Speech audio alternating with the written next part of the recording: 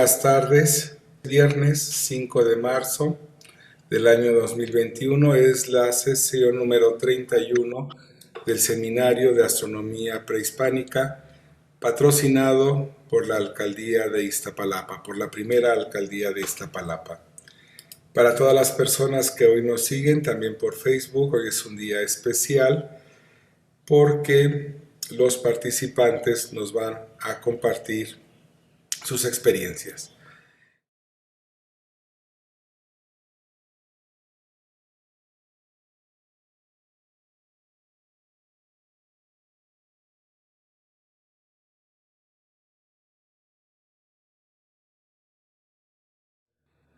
Bueno, buenas tardes a todos. Doctor, muchas gracias por la oportunidad. Es la primera vez que hago esto, ni siquiera entre mis propios hermanos mayas lo he hecho. Y lo que intento es compartir con ustedes, como lo hicieron mis abuelos maternos. Mi abuelo falleció, pero mi abuela sigue viva. Y los dos tenían una visión muy interesante. Esta pantalla muestra precisamente el nombre. Es una frase que algunos AMAC, el AMAC significa la comunidad. Hay varias comunidades mayas de donde ellos vienen. Ellos nacieron cerca de Nevaj, en Guatemala, pero por situaciones complicadas se mueven a México, hacen una vida en México, en una población. Pero siempre escuché esta frase que es Rech Nikek, Rech Kotzi, que significa de flores y de estrellas.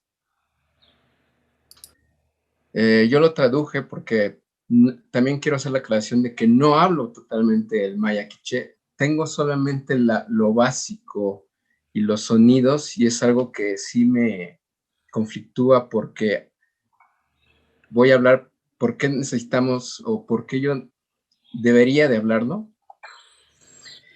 También voy a hablar de que soy ingeniero industrial.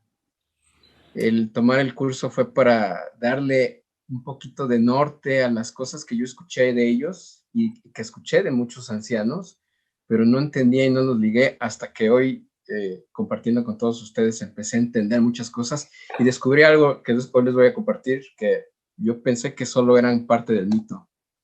Trabajé en General Motors, hoy trabajo haciendo color en una imprenta. Y bueno, este video no lo voy a ver porque no va a alcanzar el tiempo, pero ese video habla sobre ese mundo maya, pero que está en Guatemala, que es otra visión y es otro legado. Pero quiero compartirles esto. Esto es podría pensarse que solamente aquellos que estudian letras o que estudian literatura hablan acerca de esto. No, esto siempre que está uno en vínculo con los ancianos, escucha mucho esto. Y bueno, voy a leerlo. Colocaron en la palma de mi mano el corazón del gran maíz, el inicio de nuestra esencia. Se halla en las estrellas del alacrán, en el fuego de la estrella nebulosa y en las 3 estrellas del hogar. Siempre estas historias, siempre estas mencionar con sus nombres a estos elementos son parte. Y el lugar donde lo tenemos más presente y que yo tuve esa fortuna fue en la milpa. Perdón, ofrezco una disculpa porque esto lo usé para unos niños. Entonces viene en inglés porque la clase era de inglés-español. Entonces, bueno, está la casa, está el abish, está esta parte que es los vegetales. Y lo que les expliqué a los niños es que tanto la casa como la milpa y el traspatio tienen una orientación. La hechura, incluso la casa sigue la lunación.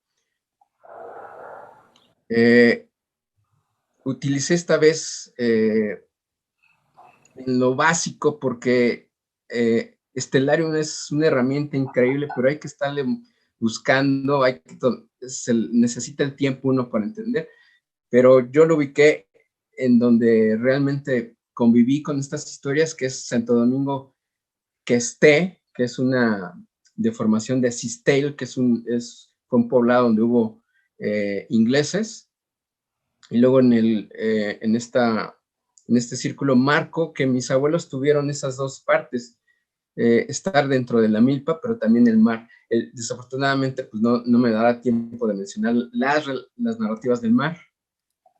Miren, esto es lo que yo vi.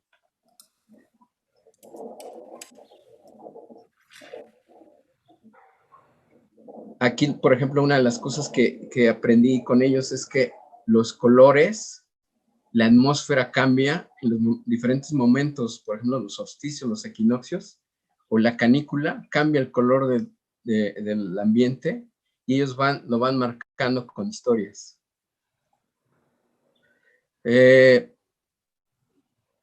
Marcando precisamente ese lugar, Santo Domingo, marqué primero esta fecha. ¿Por qué el 15? Porque es una fecha que ellos utilizaban para...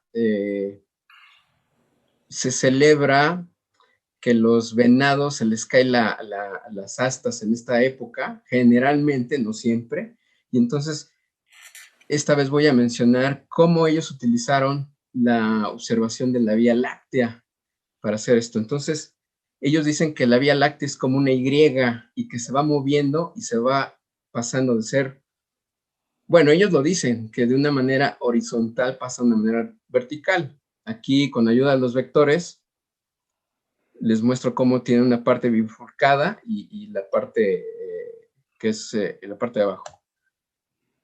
En esa época hay una floración de lo que es el cité o el colorín. Y luego vienen estas flores que son el iyá. Estas flores a ellos les van marcando no solamente que la Vía Láctea se está moviendo, porque ellos lo mencionan así, sino que también les va permitiendo entender que el paisaje, la milpa y el cielo son contadores, no sé cómo traducirlo, ellos dicen que es el tiempo no occidental, porque ellos nunca hablan de días, sino precisamente lo relacionan con los momentos de los elementos astronómicos. Luego ubiqué la vista en marzo 21. En ese momento sucede que ellos hacen una rosa, hacen una quema, porque van preparando la milpa. Y se va moviendo, se va haciendo más vertical. Y también en ese momento ellos utilizan una palabra que es el MAC. Les recuerdo que mis abuelos no utilizan las veintenas, adaptaron su imaginario hacia el calendario occidental, pero tienen muchas palabras de las veintenas. Y esto es una veintena, pero también significa la cuerda para medir la milpa y la veintena para limpiar. Pero también quiero hacer hincapié en esto. Fue la rebelión de los MAC. Esta rebelión, no me voy a detallar en fechas, fue muy importante porque tal vez el siglo XVII los mayas quichés decidieron que los dogmas católicos y el calendario católico no tenía mucha relación con lo que ellos veían en el cielo. Y entonces tener nombres de santos o de onomástico católico no tenía mucha relación, aunado a que había una serie de problemas por los impuestos puestos sobre el cacao, la producción de cacao y el añil, porque es muy importante. Decidieron que iban a empezar a pensar de la manera en que los antiguos lo hacían y hacer de lado la influencia católica. Y eso hizo también una rebelión bélica que fue sofocada, pero se quedó en el imaginario el ser Mac. Y el ser Mac significa estar relacionado precisamente con lo que se ve en el paisaje. Después ubiqué otra vez el Stellarium en mayo. No le puse fecha, pero lo refiero hacia el paso cenital. Lo que sucede es que en Santo Domingo se da entre el 19 de mayo, pero en Nevac se da en los primeros días de mayo. Y aquí ya está más vertical. Esta es como se denomina paso cenital en maya, es Katsuki. Y luego ellos vuelven a usar una serie de historias. Por ejemplo, durante el Omuch, el venado adorna sus astas con flores, mientras la dama del arco iris muestra el color Resh de su divinidad. El Omuch son las Pléyades. Y durante esta época, donde el paso cenital, también aparece un animalito igual, siempre está presente, y aparece también mucho porque al parecer empiezan el cortejo. Este es el Gucumatz. El Gucumatz lo pongo porque esa es la palabra Resh, que significa iridiscencia. No hay palabra para verde en maya. Y también aparece esto en el paisaje. Las flores del Iyá, y eso es lo que dicen los abuelos. Esto es lo que dice mi familia. No es algo que se diga en toda la comunidad, sino que cada familia va tratando de interpretar lo que ve tanto en el firmamento, en las estrellas, como en el paisaje. Las flores del Iyá sonríen a Venus. Han visto un acertijo vistiendo un pot. Esa es la palabra maya para huipil, bordado con 5 elegantes versos. Estas son las flores que el Iyá va a ver. Son las flores de mayo. Y siempre estas flores, cuando hay una festividad ligada a Venus, siempre se hacen unas coronas o se van a adornar las casas con esta flor porque son las flores de Venus. Olvidé cuál es el códice, pero en la parte central se ve lo que algunos consideran que es un árbol y es casi la misma forma que la de la Pléyades. Quiero también compartir que los pasos cenitales, los solsticios, los equinoccios y todos los fenómenos astronómicos tienen de 2 a 4 nombres, dependiendo en la posición, pero sobre todo, los dicen los abuelos, dependiendo si se aparece en la época de secas o en la de lluvias. Así que si hay personas que dicen, es que así no lo dicen, es que es dependiendo de cómo, en qué época lo vean. Carlos, ya ha transcurrido el tiempo de tu exposición. Bueno, y bueno. Yo creo que, a ver si me permiten todos escuchar, ¿no les importa que mañana nos vayamos tarde y lo subamos a 15 minutos por persona? Si todo el público que nos asiste lo aceptan, háganmelo saber. Digo, será mañana que nos... Digo, pues no pasa nada, para mí más alegría y más felicidad saber de ustedes. Si les parece bien, le daríamos 5 minutos más a Carlos para que esté... Bueno, voy, me apuro. No, pero digo, si ustedes están de acuerdo en que nos tomemos más tiempo, pues sí. ¿sí? Pero ya que empiece, porque ahí está perdiendo tiempo. Sí. Y está bien interesante. A 4 minutos, Carlos. Ya, vámonos. Una de las cosas es que también en el Popol Vuh no hay traducción, ¿eh? No hay una traducción real. Ese es otro tema interesante. Bueno, y aquí menciona cómo se divide la milpa. Este es un gráfico que hice. Es muy esquemático, pero miren, les muestro. Primero, ellos dicen que se divide en un cuadrante y utilizan estos 4 postes. Hay una medida que ellos señalan, el abuelo dice que son 72 centímetros occidentales por 15 centímetros de ancho, por 20, y nos da este cuadrante. En la milpa va a estar un elemento que es el árbol del cité, que ese árbol va a reemplazar a la ceiba. La ceiba también sigue mucho los ciclos.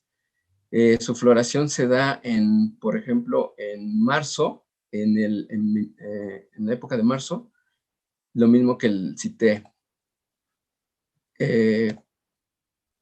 Generalmente la generación de mis abuelos sí colocaban 4 elementos, no sé para qué eran, pero siempre estaban ahí presentes. Algunos indican que se refieren a tal vez 4 marcadores que se ven en el cielo. No se sabe, la familia no sabe si son estrellas o si son algunas constelaciones, pero siempre están ahí. Pero estas sí son una referente al cinturón de Orión. Estas piedras siempre están ahí. Y luego viene el Litz, que es la parte. Esto es lo que le llamarían el Itzel. Si alguien le va a poner nombre a una de sus hijas Itzel, les voy a explicar qué es el Itzel. Y luego viene este marcador siempre lo ponen. Con este saben cómo se mueve el sol, el camino del sol. Miren, esto lleva un elemento porque esa estaca la recubren con unas hojas y después también le ponen flores. Siempre. Este es el Itzel. Este fenómeno es el Itzel, que significa agua, jícara de agua. Luego viene un poco la explicación de cómo esa barra que va a esa estaca fue sufriendo el sincretismo y hoy está, por ejemplo, el Mashimón. Esto es en la península. Si se fijan, pero aquí está en forma de lo que le llaman un ripbal. Ese es un marcador para entender las estrellas. Aquí Códice marca también eso. Aquí es una animación, bueno, no una animación, sino con la ayuda del rinoceros. Esto es precisamente durante el MAC, que es cuando están limpiando la milpa, que es marzo. Esto es en el paso cenital. Y esto es en agosto, porque en la milpa se hacen 3 tipos de maíz y solamente uno tiene un crecimiento de 105 días. Este animalito aparece, está relacionado con una constelación, la chachalaca. El doctor lo mencionó, yo no sabía que era el canamay, lo conozco con otro nombre. También mencionan los abuelos a este perro que se llama Peck, que sería el Xolotl, y lo relacionan precisamente con Venus y también hacen una serie de poemas.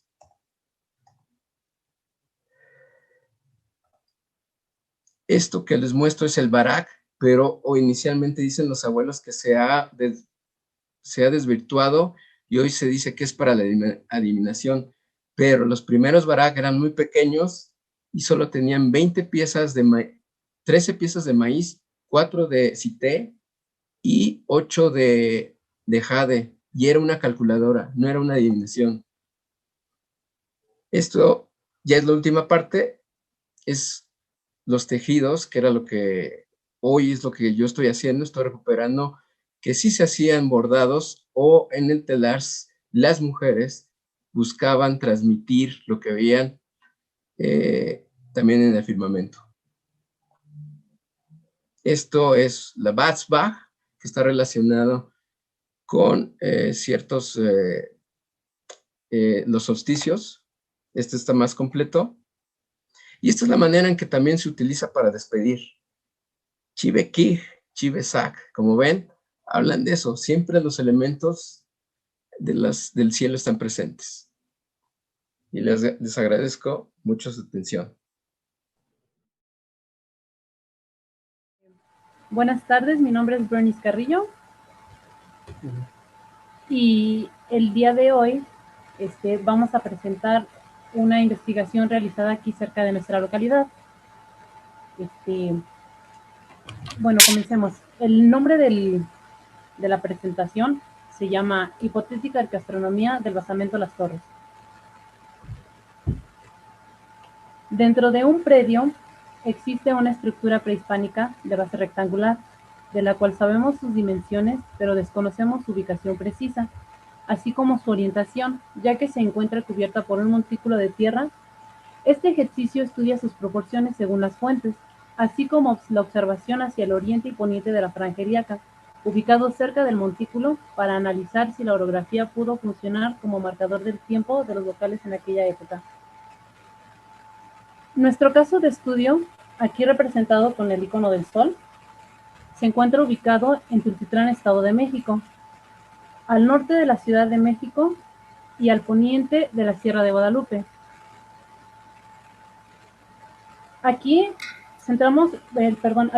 nuestro análisis se encuentra en este poligonal en amarillo, ubicado en Avenida de las Torres, esquina con Ricardo Flores Magón, Colonia Las Torres, Tultitlán, Estado de México. Su superficie aproximada es de 1,158 metros cuadrados. y actualmente está abandonado y se utiliza como tiradero. Aquí en la imagen podemos ver el estado físico en el que se encuentra. Contiene una pirámide de 15 por 20 metros y se encuentra oculta bajo un montículo de tierra. Se han encontrado figurillas y pequeñas vasijas. Vecinos comentan que desde hace 80 años se hablaba de vestigios arqueológicos en esta región. Ha sido saqueada y se sabe de la sustracción de un monolito. Aquí en la imagen está el terreno en análisis. Y según el arqueólogo y cronista de Tultitlán, Luis Córdoba, el acento era teotihuacano. Asentamiento, perdón, era teotihuacano. Este es nuestro terreno de estudio. Enfrente se encuentra una torre de alta tensión.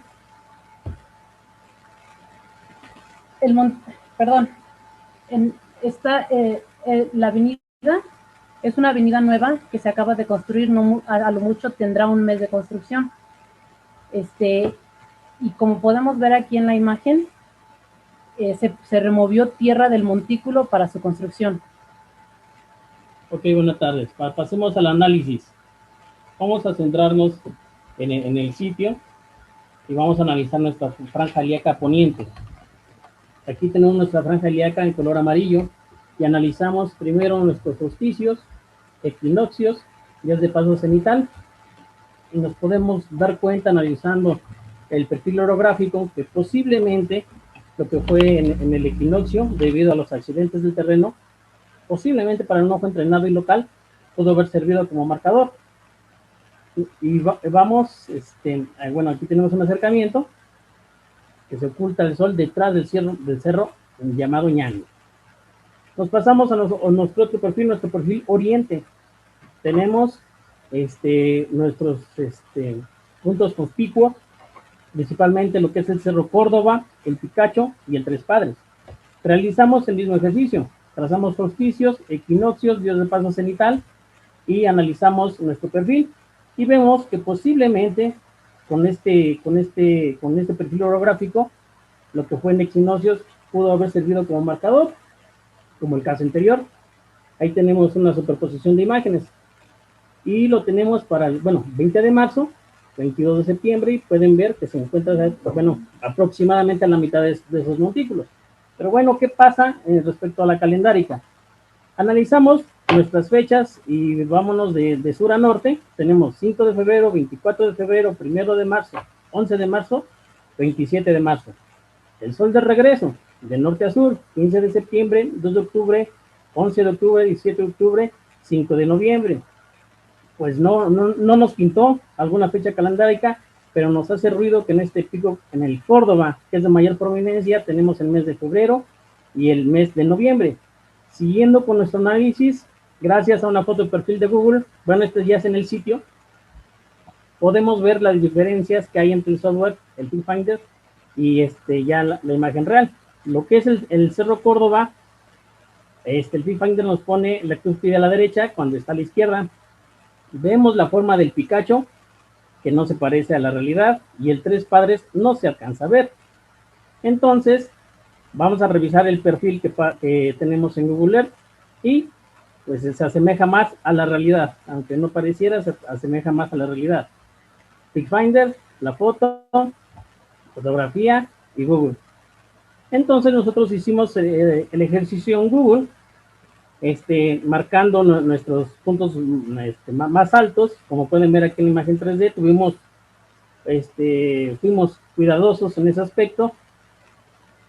Vamos metiendo nuestros datos. ¿Y qué tenemos? Bueno, tenemos nuestra memoria de cálculo, tenemos nuestro azimut y nuestra altura. Azimut 111.14, aquí la tenemos, 111.1, altura 12.53, aquí tenemos 12.5, y que nos da 2 de noviembre. ¿Qué tenemos 2 de noviembre? Actividad agrícola relacionada con la cosecha del maíz. ¿Cuál es la siguiente fecha? 7 de febrero. Ahí podemos ver nuestros datos. ¿Y qué tenemos 7 de febrero?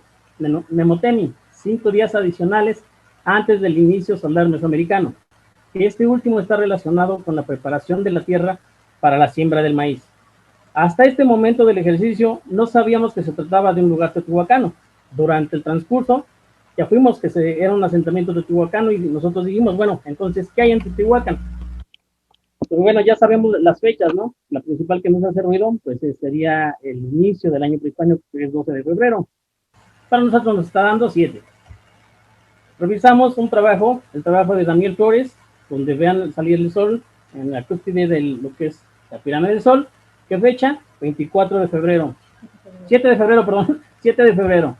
Seguimos con el trabajo de Daniel y tenemos que, ¿dónde se encuentra el 12 de febrero? Vean, ven ustedes. 12 de febrero y 7 de febrero. Donde en Teotihuacán tenemos la montaña artificial sagrada, nosotros la tenemos en sitio. 7 de febrero y 12 de febrero.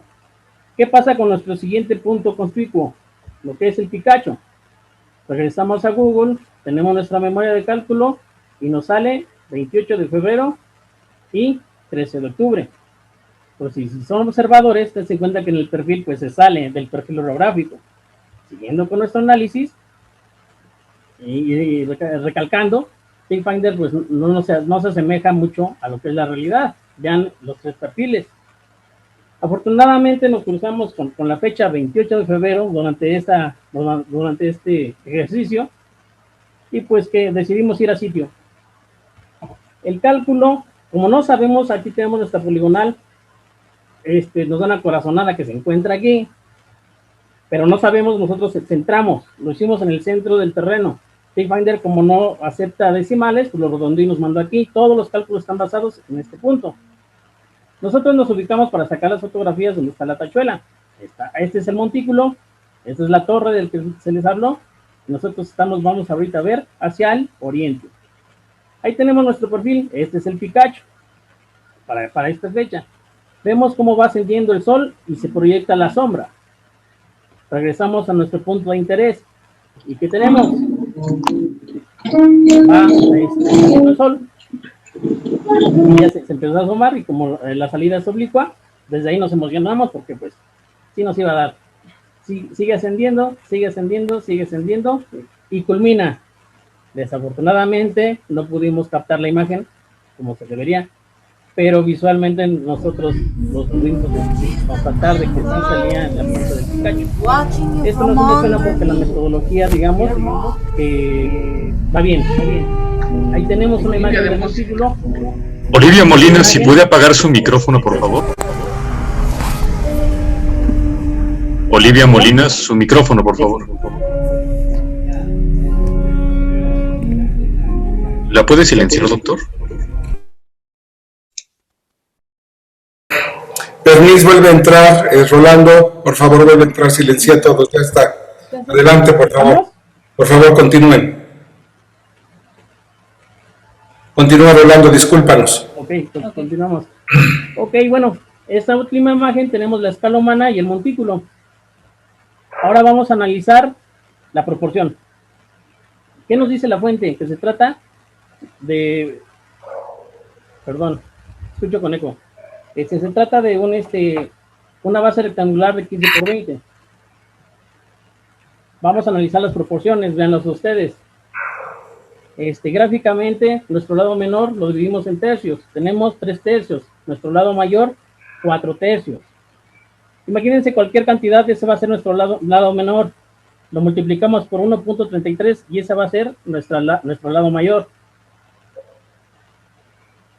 Sufiyama propone para Teotihuacán la medida de 83 centímetros. Nosotros hicimos el ejercicio y de manera gráfica y matemática, véanla ustedes. Cada diámetro tiene 0.83 centímetros. Véanlo como la precisión que hay. Y tanto gráfica y matemática se acerca mucho a los enteros. Y aquí son datos duros. Y vamos con la siguiente propuesta gráfica. Sabiendo que se basaban en un sistema de numeración vigesimal y la presencia del número 20 en sus calendarios, nosotros nos atrevemos a multiplicar esas unidades por 20. ¿Qué tenemos en el sentido de las X? Tenemos 20 por 24, nos da 480.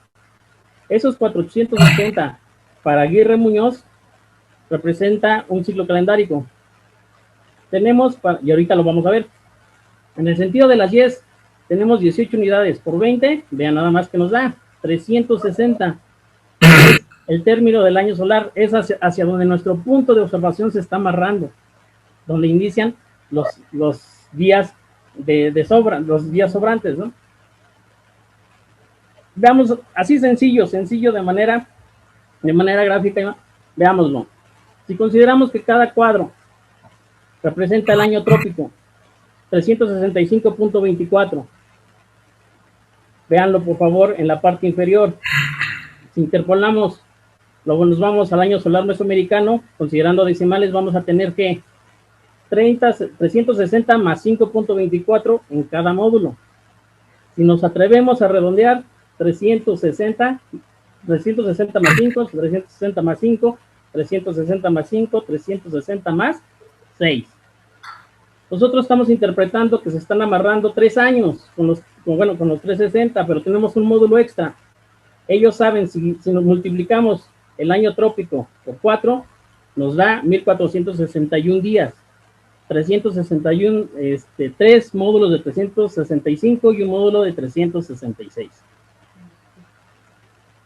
Y nosotros proponemos y concluimos nuestra calendárica y nuestro punto de observación nos está amarrando a 360 de manera calendárica, y de manera geométrica estamos al final de esos 360. Como conclusión,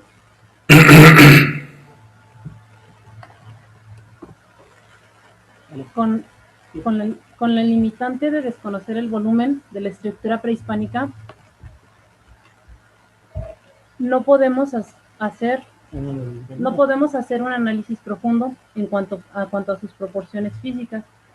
Lo que sí conocemos es su perímetro, y estos guardan una relación con la unidad de medida para Teotihuacán propuesta por Tsukiyama, ya que se acercan mucho al número entero. La relación de proporción en planta es de 1 a 1/3 de unidad. Es probable que el diseño del basamento integre la astronomía cultural teotihuacana a este. La estructura, al estar cubierta por tierra, desconocer su forma y orientación, no nos limitó a analizar los fenómenos solares que pudieran apreciarse ubicados sobre el montículo de esta.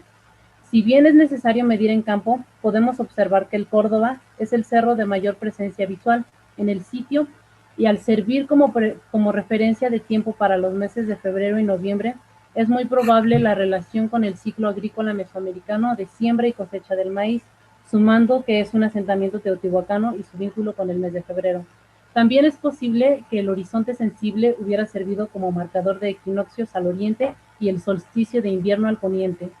y si algunos nos preguntan qué pasa con el calendario ritual, lo único que nosotros tenemos como calendario ritual pues es las propias fechas, ¿no? Ahí tenemos el 7 de febrero, 2 de noviembre, 97. Del 2 de noviembre al 7 de febrero tenemos 268. Recordando que Teotihuacán pues está al 12, ¿no? Y nosotros estamos al 7. Gracias. El trabajo que voy a presentar a ustedes lo he intitulado Cosmogeobiología y Geometría Armónica, relacionada con centros arqueológicos, y de alguna manera también tiene una relación con el trabajo que desarrollamos a nivel académico en la universidad, tanto a nivel nacional como a nivel internacional. Es arquitectura bioclimática y sustentable.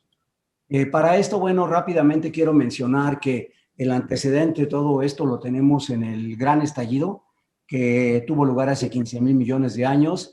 Es lo que conocemos como esta colosal explosión térmica de una esfera original que tenía una gigantesca densidad. Y bueno, pues a muy altas temperaturas esta gigantesca esfera estalló, y billones de partículas salieron despedidas por el cosmos. Se ha ido enfriando gradualmente, pero lo que conocemos como cosmos continúa en expansión. Somos viajeros del cosmos en realidad. Nuestro sistema solar, con el Sol que tiene una edad aproximada de 5,000 millones de años, pues nos encontramos al ciclo medio de su vida. Es decir, todavía habrán de pasar otros 5,000 millones de años para poder tener la extensión de nuestro sistema solar. Ahora, es importante ver que conocer que hay modelos científicos que han transcurrido a través del tiempo. El primero de ellos fue el que presentó Ptolomeo, por ahí del segundo siglo, que se basó en la física de Aristóteles y fue un modelo geocentrista, un modelo que se basaba en la Tierra como centro de esta rotación. Y bueno, pues esto dio lugar después, en el siglo XVI, a que Copérnico, que se basó en la física de Newton, sabemos que en aquel momento Newton tenía un enorme prestigio, hay diferentes leyes, teorías y leyes que surgen a partir de las experiencias de Newton en este modelo en el cual el Sol ocupa el centro del cosmos. Y a partir de esto, pues más adelante encontramos lo que hemos determinado a partir de la física de Einstein y que se ha descubierto en el siglo XX, el siglo anterior, sobre todo con las investigaciones del doctor Edwin Hubble, en el cual, bueno, pues se han aplicado diferentes investigaciones para determinar nuevos conocimientos en esta historia de nuestro cosmos. Este es el espectro electromagnético, y me refiero a este porque más adelante vamos a ver que juega un papel muy importante. Vemos aquí, bueno, desde las ondas de radio, que son las que tienen mayor longitud de onda, que en este caso, bueno, pues las medimos en metros o en nanómetros, y va avanzando a partir de estas ondas de radio. Vemos ahí una analogía con edificios, más adelante las microondas que están a 10 a la menos 2 metros, de ahí nos pasamos a la zona del infrarrojo y el visible, que es el que nos permite tener pues la visión de las cosas. Esta banda de luz visible está entre 380 y 780 nanómetros y converge con la luz ultravioleta, de la cual sabemos que hay 3 tipos, A, B y C, y que, bueno, pues en esta situación tenemos algo importante que mencionar, porque la radiación ultravioleta no es luz ultravioleta, es radiación ultravioleta. Tiene, bueno, pues en su componente denominada como tipo C, tiene un efecto altamente nocivo en los diferentes ecosistemas en el planeta.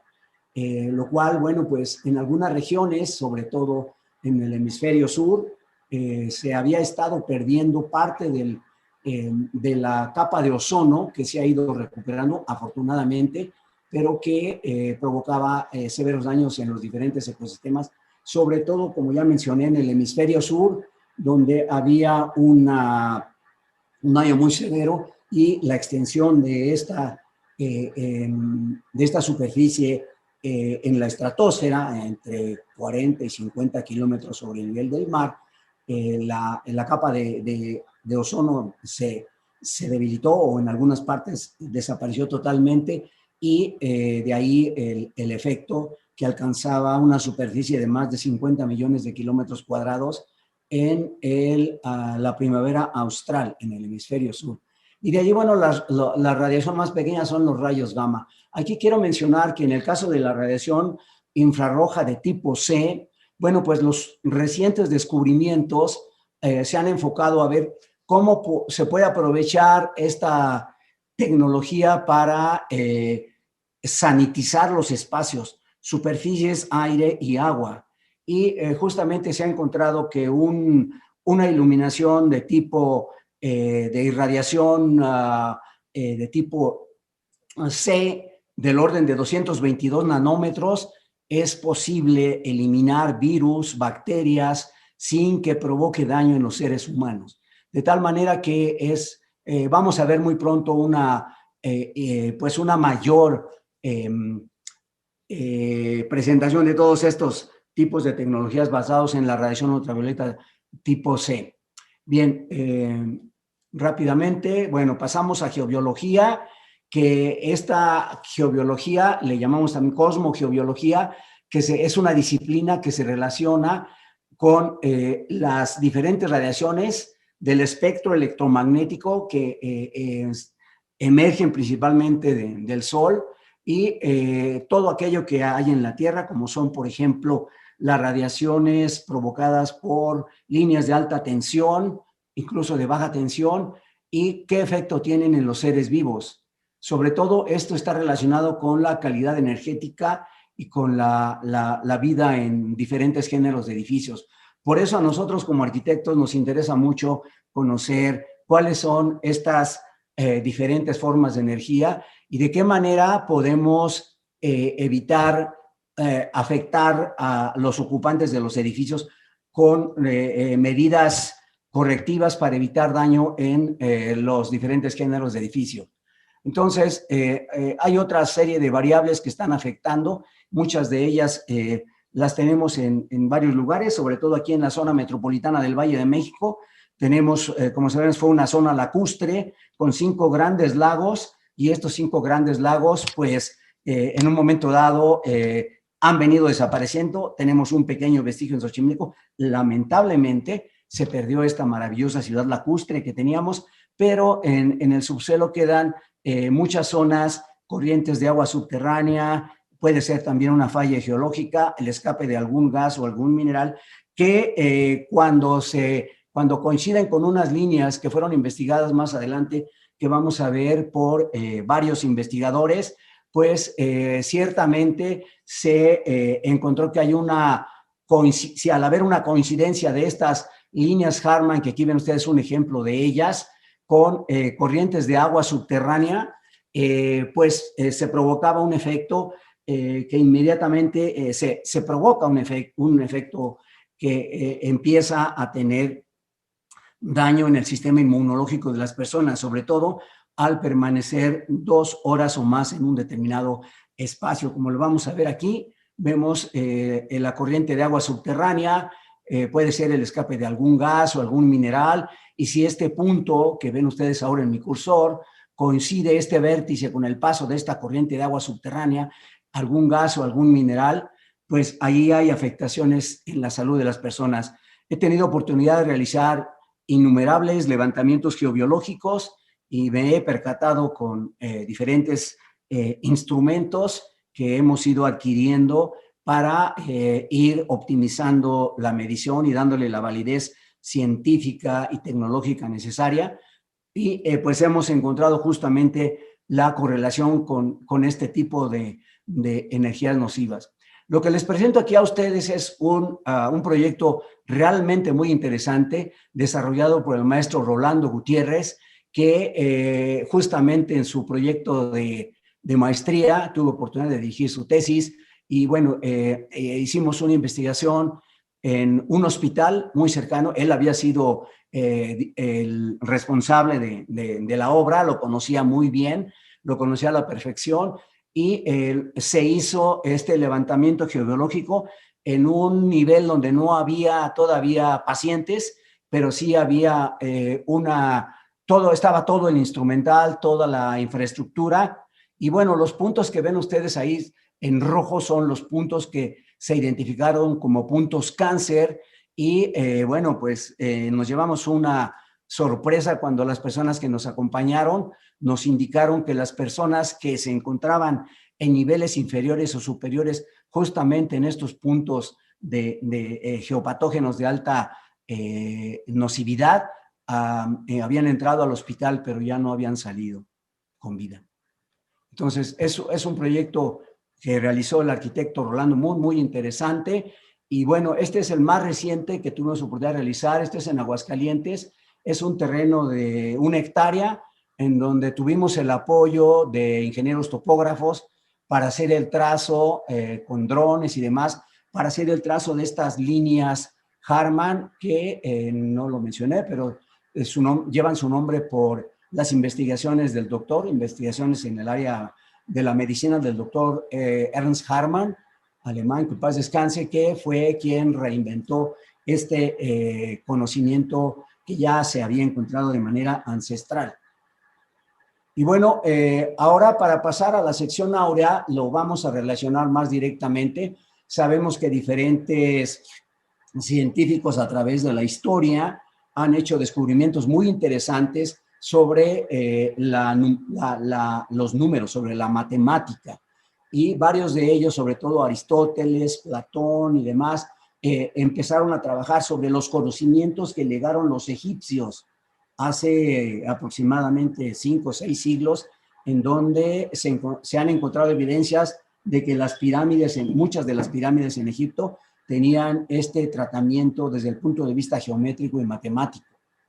Ya más cercano a nuestra época encontramos las investigaciones de Leonardo Pisano, que también se le conoce como Fibonacci, un famoso matemático italiano, y que divulgó por toda Europa un sistema de numeración basado en la numeración árabe con base decimal y que presentó en un libro en 1202, siglo XIII, y justamente es lo que hoy conocemos como la sucesión de Fibonacci.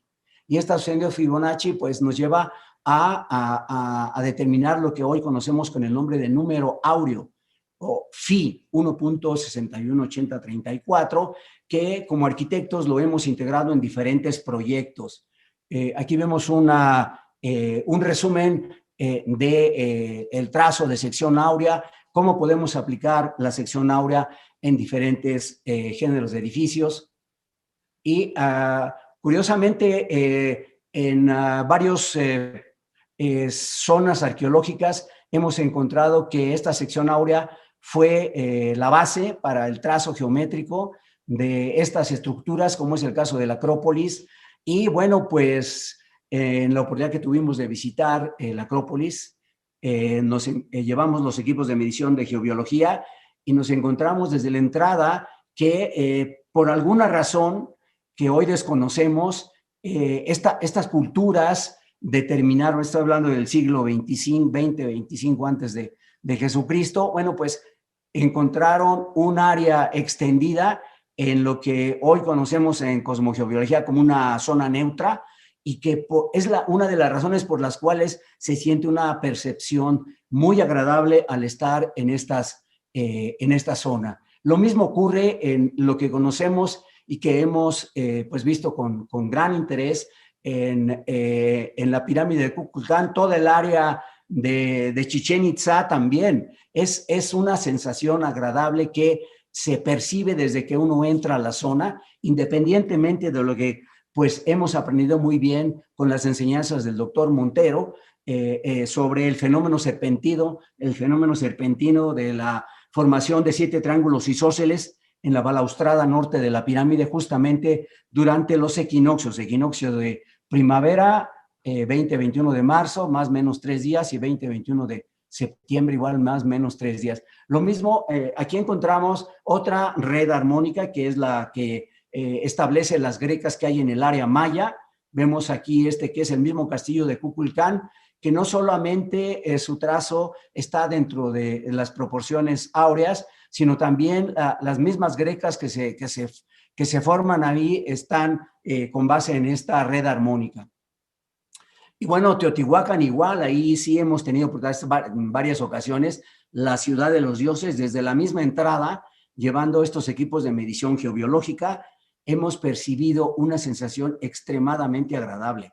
Y llegar a la punta, que todavía se puede subir, ya en Kukulcán no se puede subir, pero varios pues personas que me han visitado del extranjero suben con con mucho entusiasmo. Es un ascenso un poco difícil, pero al estar arriba ya no quieren bajar. Y preguntándoles a ellos, varios de ellos extranjeros, pues dicen que no se quieren ir. Es una sensación muy agradable. Y la zona neutra, donde no hay líneas de energía, o sea, no hay zonas geopatógenas, permite sentir esta percepción de tranquilidad física, emocional, espiritual e intelectual. Lo mismo ocurre en Xochicalco. Independientemente de todos los fenómenos de marcadores solares que hemos conocido, pues también tiene esta maravillosa sensación de sentirse muy bien, porque qué conocimiento compartieron entre sí, que en todos estos lugares, entre otros, que he tenido oportunidad de visitar, he encontrado esta zona altamente favorable en estos centros arqueológicos. Y bueno, con base en esto, como arquitectos, pues hemos aplicado en varios proyectos, como el que ven ustedes aquí. Este es un proyecto en el cual utilizamos básicamente la tierra del lugar, es otro concepto, pero es un manejo sostenible del proyecto, porque todo fue utilizado con tierra del lugar, como lo pueden ver ustedes aquí, y cada uno de estos adobes, cada uno de estos elementos fue realizado a partir de un diseño de sección áurea. Desde el primero de los elementos hasta la terminación del proyecto mismo, ustedes ven aquí, incluso tenemos una cúpula que se hizo, es mi maestro Bovedero, que es excelente y que realizó un trabajo verdaderamente pues sobresaliente en este proyecto, todo hecho con tierra del lugar y además, bueno, pues con la ventaja de utilizar también, una vez que hicimos como el punto de partida fue el levantamiento cosmogeobiológico del lugar. Así como se hace un levantamiento topográfico cuando se va a hacer un proyecto, también concurrentemente realizamos un levantamiento cosmogeobiológico y tenemos también producción orgánica de alimentos en la región, donde, bueno, pues cuando mi clienta me invita ahí a esta, que es un oasis para mí, pues comemos de manera natural todos estos productos orgánicos. Manejo sustentable del agua en un sistema que denominamos cero suministro, cero descarga, no se descarga nada, no hay además drenaje, todo es a través de un ciclo sostenible con base en un tratamiento de diferentes etapas, van a un humedal. Gracias, muchas gracias por su atención. Yo les voy a hablar del Rosario. Este es un sitio arqueológico que se ubica en San Juan del Río. Pues es hasta el momento, supuestamente, cuando lo estudiamos por allá en el 2007, el único lugar que contenía vestigios de pintura mural teotihuacana fuera de Teotihuacán, ¿sí? Entonces se estudió durante 2 años, fue un proyecto muy rápido, el sitio pertenece al clásico y al epiclásico, y obviamente cuando empecé a estudiarlo, pues bueno, era la pirámide en bruto, nada más tenía un boquete que se había sumido por ahí por las lluvias y por los saqueos, y por eso digo de broma que Huitzilopochtli me habló, ahí está la pirámide sin ser trabajada, yo empecé a hacer las observaciones sin tener muros, sin hacer nada, empecé a ver el solsticio, equinoccios, fechas relevantes que ya vimos con el doctor Montero, y bueno, pues ya hasta que se excavó resultó que salieron ciertas orientaciones relevantes y me decían que si era brujería o qué, pero pues es el conocimiento que uno va adquiriendo. Ahí está la doctora Manzanilla, está Juan Carlos Sancharles, la doctora Manzanilla nos acompañó varias veces, aquí está la pirámide, no hay ningún muro, no hay nada, es un pozo que se hundió por las lluvias y también por los saqueadores, ¿sí? Y pues bueno, este es el paisaje que se ve tanto al oriente como al poniente, tenemos el Cerro La Venta, hay una cuestión muy interesante, hay al parecer un alineamiento entre este sitio y el barrio de la Cruz. El barrio de la Cruz está al otro lado, es un sitio preclásico, clásico, se remonta hacia el 500 antes de Cristo y al parecer el barrio de la Cruz fue desocupado por allá en el siglo XIII. Entonces es un acercamiento, por aquí más o menos está el barrio de la Cruz, como se ve en la imagen. No voy a hablar de esos alineamientos. Pues bueno, aquí tenemos la conclusión de mi calendario de Horizonte Poniente. Como ya todos vimos, tenemos que partir de los solsticios, siempre es importante las fechas relevantes como el 12 de febrero, 30 de octubre, el 20 de marzo, que es el equinoccio astronómico, 22 de septiembre, 23 de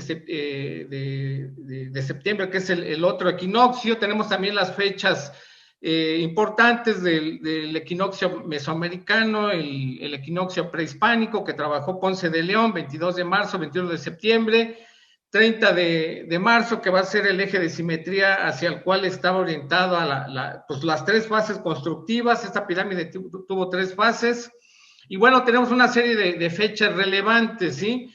No les voy a hablar de todas, pero bueno, en particular trataré, este es el horizonte oriental, también con sus fechas relevantes. Son muchas fechas, fueron muchas observaciones, fueron 2 años de observaciones, pero bueno, aquí están nuestros calendarios de horizonte, como siempre debemos presentarlos, el poniente, el oriente, y bueno, esta es la orientación hipotética de la pirámide hacia el 15 de marzo, 27 de septiembre, 30 de marzo, 13 de septiembre. Va a andar ahí en promedio el 13 por 13, que es 169 días. No voy a hablar nada de eso, pero pues estas mismas fechas las encontré en el Cerrito, en Querétaro. Y bueno, tenemos ahí únicamente unas cuantas observaciones. Misteriosamente, en el solsticio de invierno, el sol se detiene en esta parte sur del Cerro La Venta, pero justamente ahí hay colocada una cruz, ¿sí? Una cruz, un marcador. Encontré ahí un amontonamiento de piedras, posiblemente hubo una pirámide que fue destruida con el tiempo. Entonces, esta fecha del 15 de marzo, 27 de septiembre, pues está separada a 169 días, que es 13 por 13, y se presenta en el basamento del Cerrito. Ahí lo podrán ver ya en el libro que les compartí. Encontré mucho esta fecha del 15 de marzo, 17 de septiembre, ¿sí?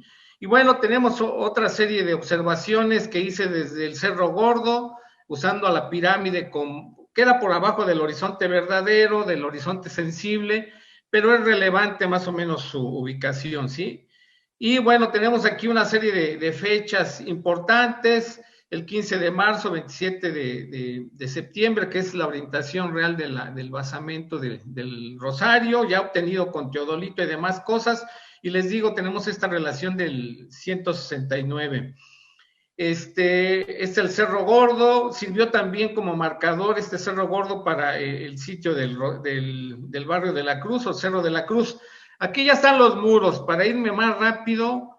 Aquí están los muros, es el muro de la brujería, así fue bautizado. Yo no sabía que iba a salir este muro y que iba a estar orientado en particular al 20 de marzo, el equinoccio astronómico, y también oscila entre el 22 y 23 de marzo, que es el prehispánico, ¿sí?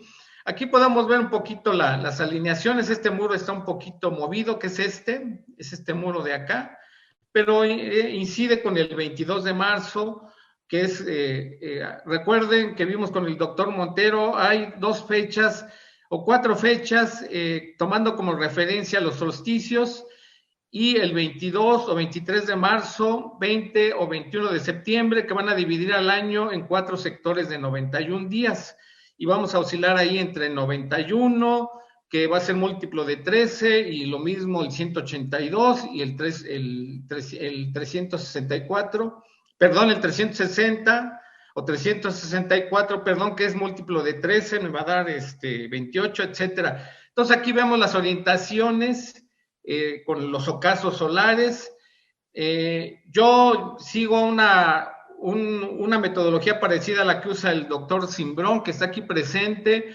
Si usamos teodolito, yo uso teodolito, pero bueno, también si ya tengo el muro, únicamente me baso en el muro, y ahí miren, estoy comprobando la alineación. Esto es 20 de marzo, vemos que está un poquito desfasado hacia la derecha, lo cual me indica que sería más cercano al 21 de marzo. El 21 de marzo, pues lo llamamos los posequinoccios, o los equinoccios simbólicos también, porque están muy cercanos a este evento importante. Bueno, y aquí tenemos pues las visuales, ¿sí? El ocaso, ahí comprobado, sin necesidad del teodolito, simplemente usando el mismo muro y la visibilidad. ¿Sí? Esta es la salida del sol, sería la puesta, es el mismo muro hacia la salida, y es hacia la puesta. Y vean cómo apunta hacia los cerros conspicuos, no es cualquier cerro. Es con una cámara digital, pero usando una cámara reflex, pues nos permite ver otros detalles. Miren, esta es la digital, y la reflex, quizás esto es lo que le faltó a Bernice y su esposo, que checaran con una cámara reflex para que vean exactamente si es 28 o incluso 1 de marzo. Es interesante ahí que confirmen esta fecha, ¿sí? Y bueno, aquí usamos el teodolito, sacamos las perpendiculares de los muros, de las 4 fases de muros, aunque son 3 fases constructivas porque se ubicaron 3 cuartos. Tenemos el teodolito como apunta hacia un accidente particular y pues bueno, aquí está la ayuda de la arqueóloga, ella sacó la perpendicular y vemos que ahí se va a poner el sol en esta fecha que es muy importante, el 30 de marzo, está muy cerca del 29 de marzo, etcétera, van a ser casi 10 veintenas, etcétera, según el análisis que hago. Este es mi horizonte.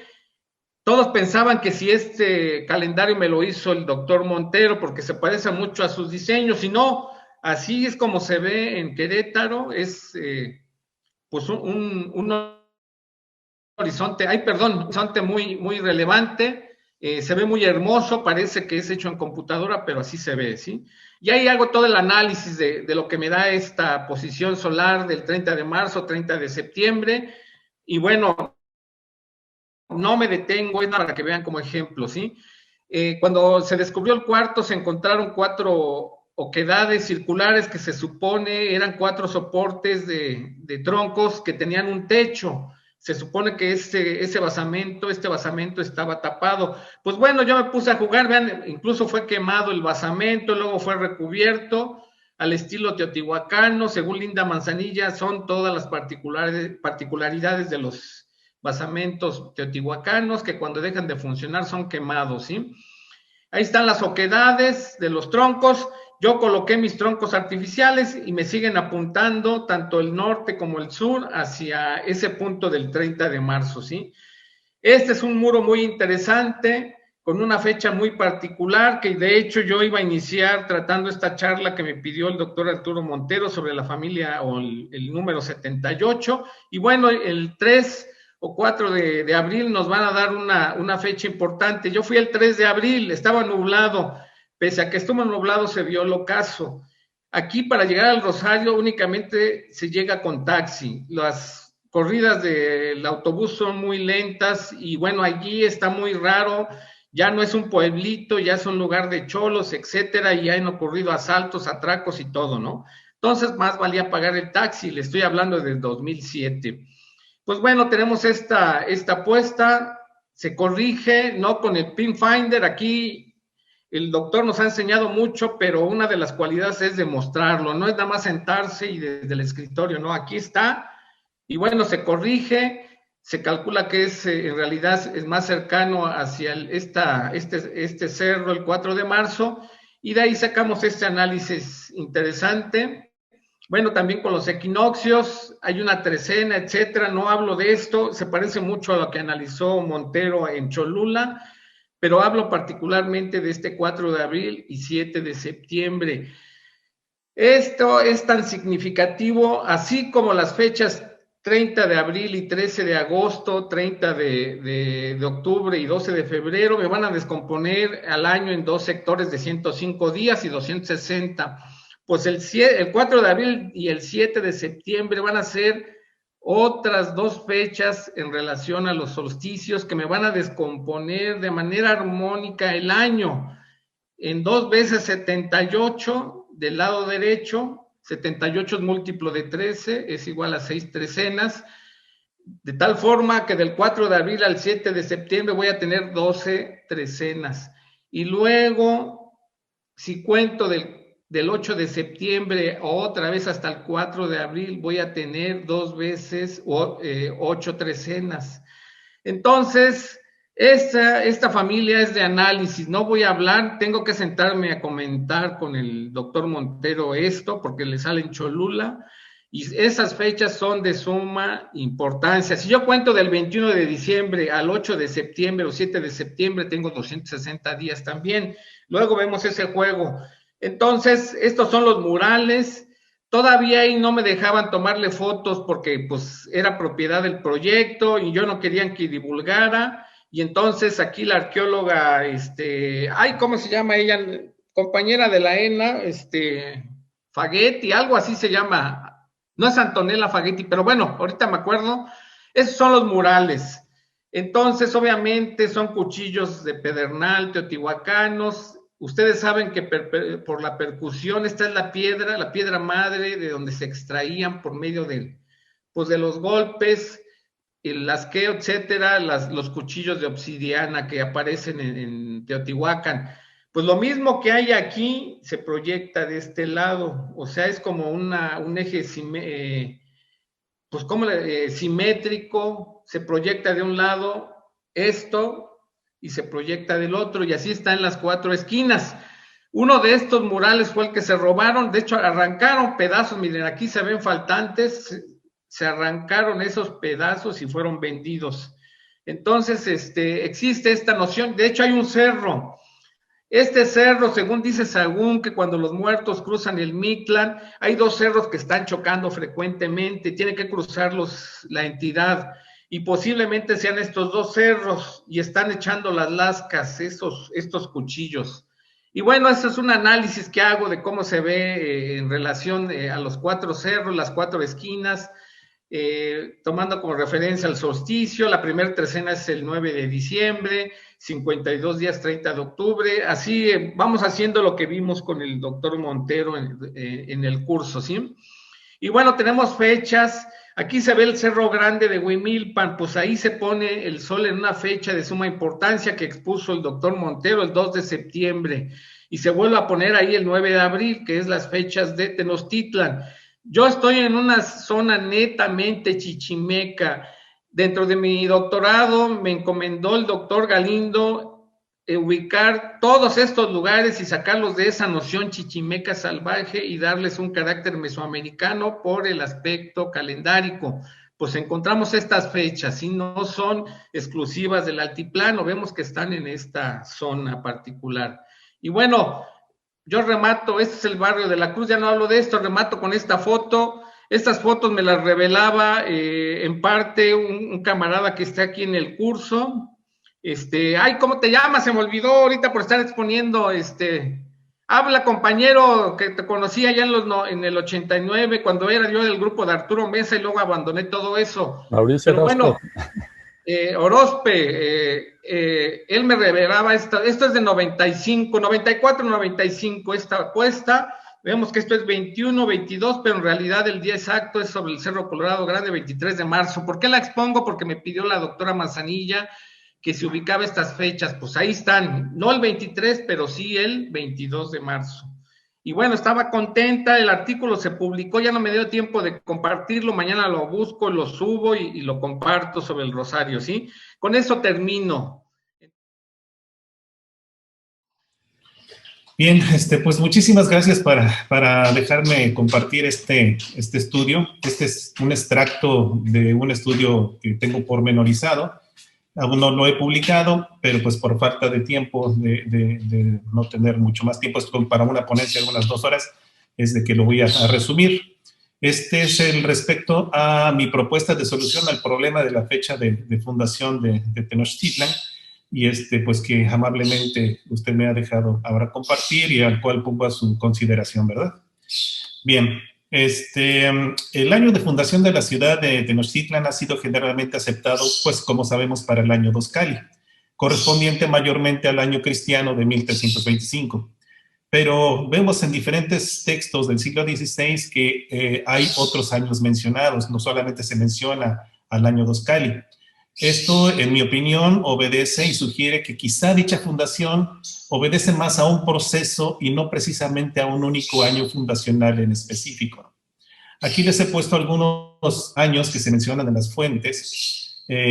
Podemos ver, por ejemplo, años desde 1312 para el año 2 Pedernal, que se ven en el manuscrito 85 de la Biblioteca Nacional de Francia. Vemos aquí los análisis de Cuauhtitlán en 1318. Y de ahí diferentes años, inclusive el más tardío, que es de 1364, que se ve en el Códice Oban, Códice de la Historia Mexicana, el manuscrito 40 y la tira de Tepechpan, ¿no? Aquí hay que notar que son exactamente 52 años. Si uno cuenta de 1312 a 1364, son 52 años de lo que yo le llamo un proceso. 52 años sabemos que es el siglo mesoamericano. Como les decía, este es un extracto nada más de una investigación más amplia. Me voy a centrar prácticamente en lo que es el año 1 Pedernal de 1324, que es el que yo considero los datos más interesantes, que se pueden rescatar del estudio de todos estos años, y que también refleja un poco lo que se vería más adelante aquí en 1325, este binomio. Me voy a centrar entonces en lo que dice el Códice Mendoza. Aquí les he puesto la glosa del Códice Mendoza, en donde dice que comienza la historia y fundación de la Ciudad de México, aquí arriba, fundada y poblada por los mexicanos, y aquí abajo dice, en el año de 1324 años, los mexicanos llegaron al asiento de la Ciudad de México, y pues obviamente esto está relacionada a la parte de la fundación. Entonces, el estudio que estoy presentándoles está basado en este año 1 pedernal, que corrió pues mayormente entre 1324 y un pedazo de 1325. Bien, ahora bien, si ya tenemos el año, ¿hay alguna fuente que mencione el día más probable de esta fundación? Afortunadamente, sí la hay, y esta la encontramos en los anales de Tlatelolco. Aquí les he puesto la fuente, la cita, la voy a leer textualmente porque es importante. Dice, no se quedaron mucho tiempo en Iztacalco, pues enseguida llegaron a Tenochtitlan y se asentaron donde crecía un nopal entre los tules y las cañas. Allí levantaron un montículo de céspedes en el año 2 Cali. Después dice, Xomimit ha tomado cautivos a unos de Culhuacán y estos murieron en el día 1 Zipactli, y que con ellos se dedicó el montículo de céspedes de Tenochtitlan, cuando los mexicas llevaban ahí 40 días. Esta es una cita que en lo personal yo creo que es muy importante para que nos ayude a comprender este proceso de fundación. Bien, ya con esta cita armé la siguiente imagen en donde podemos ver la reconstrucción calendárica de los hechos que se describen en los anales de Tlatelolco. Aquí he mostrado el 1 Zipactli, que es cuando se ofrenda y se dedica ese primer montículo de céspedes, digamos que es como la inauguración, y como la fuente dice, son 40 días antes de que arriban a Tenochtitlan y empiezan a construir ese primer levantamiento de céspedes de lo que sería probablemente el Templo Mayor. Ahorita vamos a ver por qué me lo expreso como eso. Entonces, en este binomio de Tonali, o en este binomio de días, es el que muestro mi propuesta, ¿no? Mi propuesta se basa justamente en estos 40 días, en esta cuarentena. Bien.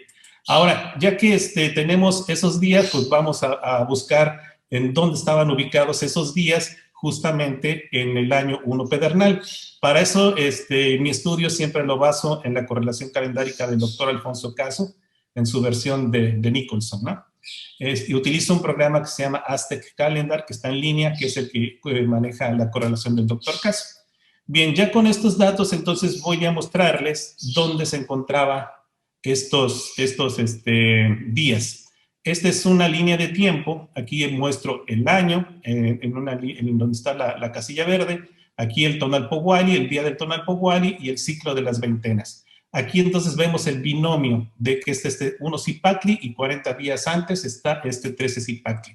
Aquí entonces vamos a ver que el 1 Zipactli, en término gregoriano, estas ya son fechas gregorianas, corresponde al 18 y 19 de noviembre de 1324. Recordemos que hay evidencia de que probablemente el Tonali se contaba de mediodía a mediodía. Así lo dicen por lo menos dos fuentes. Entonces vemos que ese 1 Zipactli, esa noche, sabemos que las Pléyades cruzan o están muy cercanas al cenit nocturno por estas fechas, ¿no? Estoy hablando del tiempo gregoriano. Y entonces este día habría sido cuando se dedicó el primer montículo de céspedes justamente aquí de la ciudad. Las Pléyades estaban cercanas al cenit nocturno y en oposición a las Pléyades el Sol y Mercurio estaban justamente en el nadir, en la latitud de la Ciudad de México, ¿no? Aquí he puesto una imagen en donde podemos ver, estas las coordenadas geográficas del Templo Mayor, y vemos que justamente el Sol llega ahí a los 89 grados con 48 minutos 54 segundos, justamente, y vemos a Mercurio y al Sol en oposición a las Pléyades. Y aquí les muestro justamente en el día 1 Zipactli, del 10 al 11 de noviembre, estos en términos julianos, pero como ya les mostré, esto corresponde en términos gregorianos, del 18 al 19. Aquí vemos a las Pléyades, también lo más cercano al cenit. Y ese día también Unosipactli sabemos que es el inicio del Tonalpohualli y un día anterior es el 13 Xochitl, que es justamente el día en que culmina el Tonalpohualli.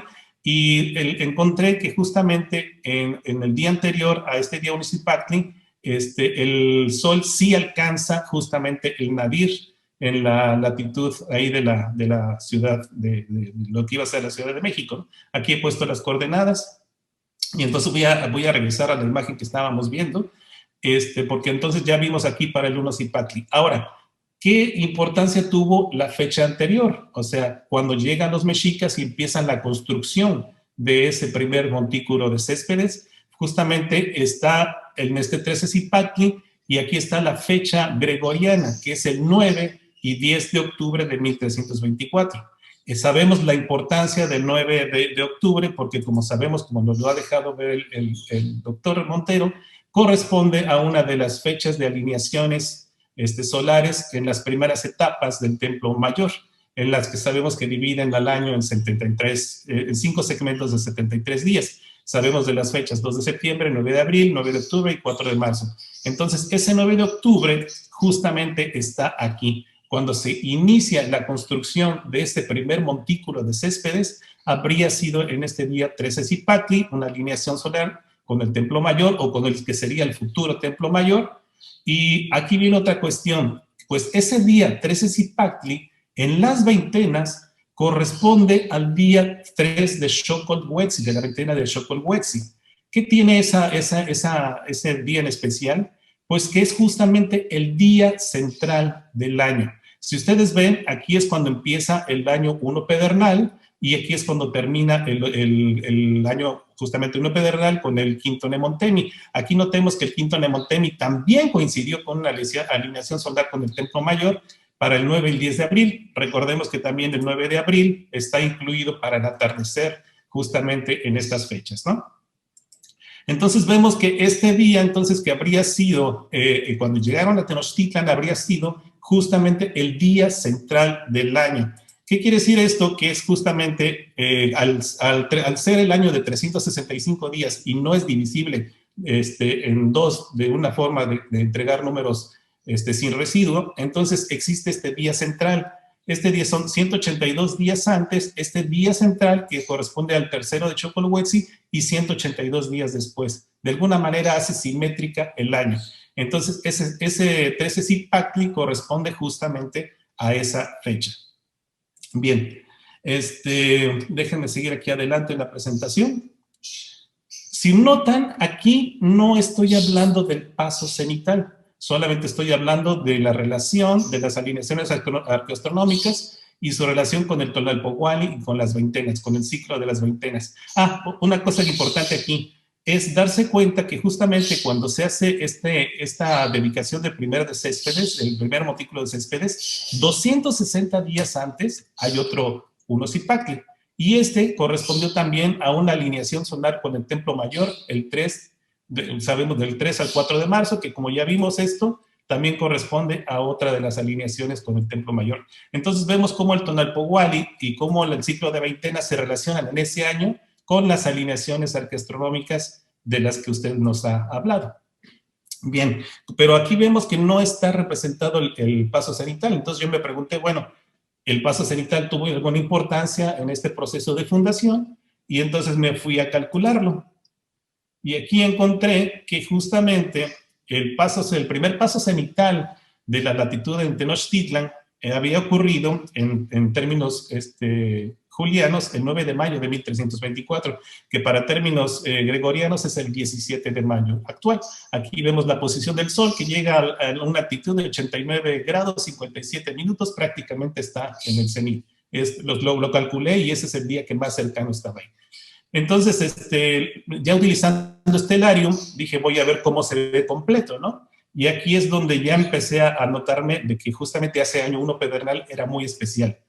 ¿Ya notaron dónde estaba la luna en ese día del paso cenital? Estaba justamente en el nadir, en total oposición al Sol. Justamente entonces ese 1324, ese 17 de mayo de 1324, el Sol estaba en el cenit y la luna estaba justamente en el nadir. ¿Y cómo vemos esto? Porque el mismo programa de estelario nos muestra que la luna estaba eclipsada en un eclipse penumbral y además un eclipse umbral. ¿Qué quiere decir esto? Pues que estaban totalmente alineados el Sol, la Tierra y la Luna para justamente ese año de 1324. A mí me pareció sorprendente porque pues no me parece algo muy común, ¿no? Aquí también calculé dónde estaba la Luna, justamente llegando al nadir, 4 minutos después de cuando sucedió el paso cenital. Bien, ¿cómo se relaciona entonces lo que hemos visto de ese binomio de fechas con este paso cenital? Pues lo voy a mostrar aquí en la siguiente imagen. Ese primer paso cenital en 1324, aquí vemos al Sol, y como les mostré, la Luna estaba eclipsada en el nadir porque la Tierra estaba justamente en medio. Está justamente, me di cuenta de que si sumo a esta fecha 584 días desde el paso cenital, desde el primer paso cenital, me da el 21 de diciembre de 1325. Es decir, llegamos a un solsticio de invierno. Hay 584 días desde el primer paso cenital a el siguiente solsticio de invierno del año siguiente, de 1324 a 1325. Y lo que hice fue dividirlo a la mitad. Y noté que también a la mitad existe el 4 de marzo. Estas son fechas gregorianas, que es una fecha de alineación arqueoastronómica también con el Templo Mayor. ¿Cómo se relaciona con ese 13 Cipactli en el que llegaron los mexicas y empezaron a construir ese montículo de Céspedes? Pues que está justamente 146 días después del primer paso cenital. ¿Qué son 146 días? 2 veces 73. Quiere decir que entonces los mexicas habrían empezado la construcción de este primer montículo de Céspedes cuando recién llegaron a Tenochtitlan a la mitad de la mitad, esta es la mitad, este es el ciclo, a la mitad del ciclo de la cronodistancia de 584 días, que son exactamente de aquí a acá. Si vemos aquí, esta sería la mitad, y a la mitad de la mitad sería justamente este punto. Y no solamente eso, porque también sabemos que el 13 Cipactli es la mitad del año 1 Tecpat, uno pedernal. Entonces ahí vemos una combinación como de simetrías, tanto en lo temporal, tanto en lo espacial. Y a mí esto pues ya me llamó mucho la atención y extendí un poquito más mi investigación. Dije, si esto es hacia enfrente, hacia 1325, ¿qué pasa si me voy hacia atrás? Y esto es algo que recientemente descubrí. Este es un ejemplo que puse para el año 2018. Descubrí que hay una cronodistancia, o sea, la latitud de Tenochtitlan está centrada de tal forma que si se pone el solsticio de invierno, hay un cronosegmento de 584 días al segundo paso cenital y también hay 584 días al primer paso cenital. Esto en 2017 a un 2020. Entonces, podríamos ver entonces de que la elección de la latitud para para fundar la Ciudad de México, pues se debía precisamente a que en esta latitud los pasos cenitales se pueden relacionar a través del ciclo sinódico de Venus, centrado como bisagra el solsticio de invierno, ¿no? Aquí, como sabemos, el ciclo de 584 días se puede dividir en 8 segmentos de 73 días, y vemos que justamente a la mitad de estos 584 días está el 9 de octubre, que es justamente otra de las fechas de alineación, y atrás al 4 de marzo. Entonces, a mí esto se me hizo así como que, wow. Bien. ¿Y Venus? ¿Dónde estaba Venus en este proceso de fundación? Ya hablamos de la posición de las veintenas, ya hablamos de la posición del Tonalpohualli, ya hablamos de la posición del Sol, de la Luna, de las alineaciones arqueastronómicas. ¿Y dónde estaba Venus? Si ya vemos que sí aparece dentro de la ecuación. Bien, aquí utilizando las efemérides publicadas por Daniel Flores en la UNAM, aquí les he puesto la imagen de donde lo tomo. Aquí vemos justamente las efemérides de Venus para 1324 y 1325. Aquí está el día juliano que se puede ver. Y entonces justamente vamos a buscar que para ese 1 Cipactli, que fue el del 10 al 11 de noviembre, esto es en términos julianos, nos vamos a dar cuenta que está aquí en esta posición Venus. Venus, según Daniel Flores, habría alcanzado, el día que se hizo esta dedicación del Templo Mayor, habría alcanzado su máximo brillo cuando está en el este. Aquí lo podemos ver en las efemérides que marca Daniel Flores, dándonos este dato, que para ese 10 de noviembre, que es el día 1 Cipactli, Venus entonces habría estado en su máximo brillo. Ahora bien, aquí noté lo siguiente también, que esto es el año 1 pedernal. Aquí empieza con el día 1 Coahuitlewa y aquí termina con el 5 Nemontemi. Otra forma que sabemos que es muy clásica de la división del año es dividir al año en un segmento de 260 y otro de 105 días. Justamente entonces noté que en el día número 260 del año 1 pedernal, es decir, en el primer día de Quecholi, divide al año justamente en un segmento de 260 que termina la veintena de Tepeilhuitl y empieza la veintena de Quecholi, siendo 260 y 105 días. Pues resulta que entonces la primera aparición vespertina aquí en ese año, después de la conjunción inferior, habría sido justamente en el día 1 de Quecholi. Esa primera aparición vespertina habría sido el día en que se divide el año en 260 y 105. Ahora, lo que hice fue buscar dónde está entonces la primera aparición matutina. Y aquí justamente las efemérides me dicen que esto ocurrió aquí, después de la conjunción superior, el 1325 en octubre 2. Y entonces fui a calcular octubre 2 y ¿qué creen? Justamente está otra vez en la mitad del año, pero ahora la mitad del año 2 casa. Y justamente en términos gregorianos corresponde al 9 al 10 de octubre de 1325 con otra alineación solar con las alineaciones que sabemos del Templo Mayor. Entonces vemos que aquí se cumplen otra vez las condiciones tanto astronómicas, tanto como de simetría temporal, tanto con la parte de las alineaciones, ¿no? Entonces, no nada más esto, porque resulta que 584 días antes de esta primera aparición matutina, encontramos también el día 1 Cipactli, que es el primer 1 Cipactli del año de 1324, pero en esta ocasión en el 4 de marzo, sabemos que el 4 de marzo es una también de las fechas que son de alineaciones arqueoastronómicas, ¿no?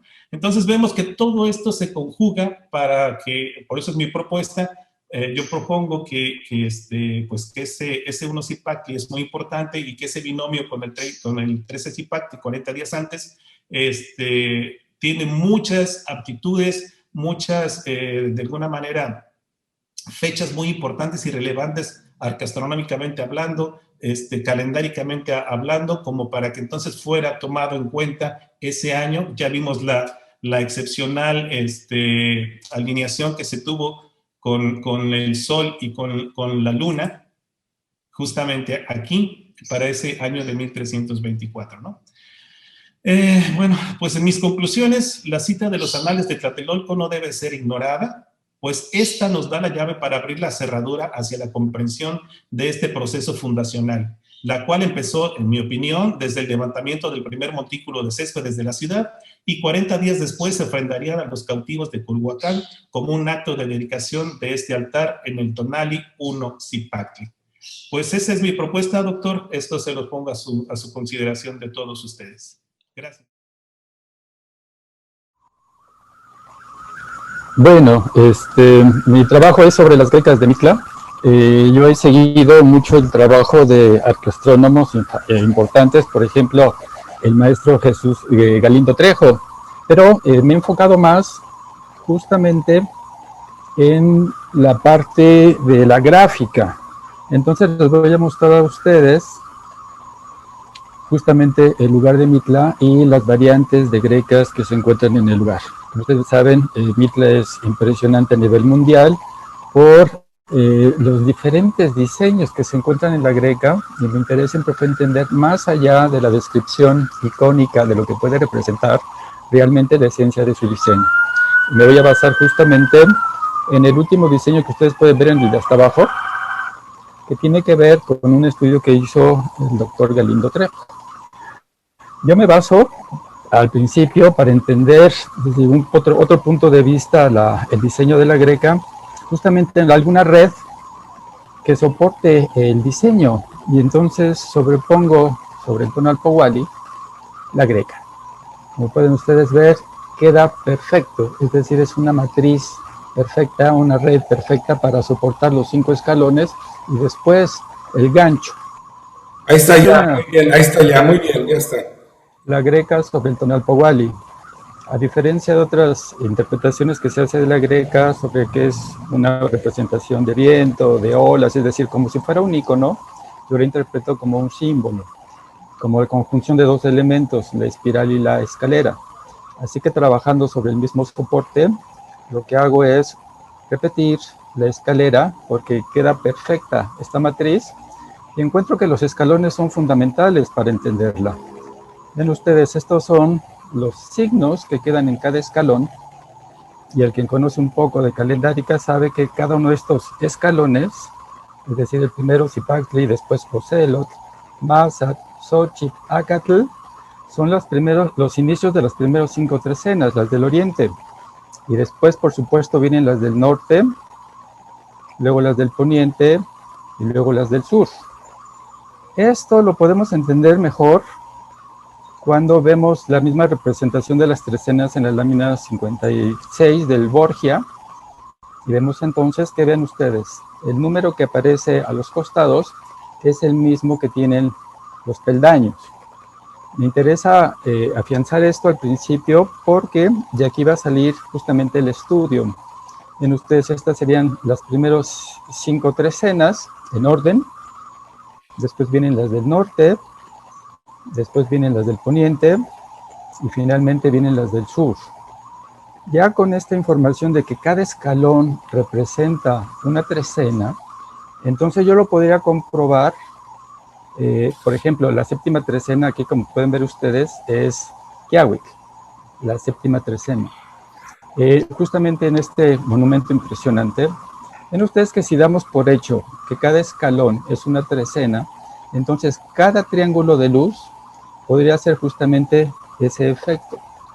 Entonces tendríamos aquí una greca gigantesca en donde cada escalón de luz representaría una trecena.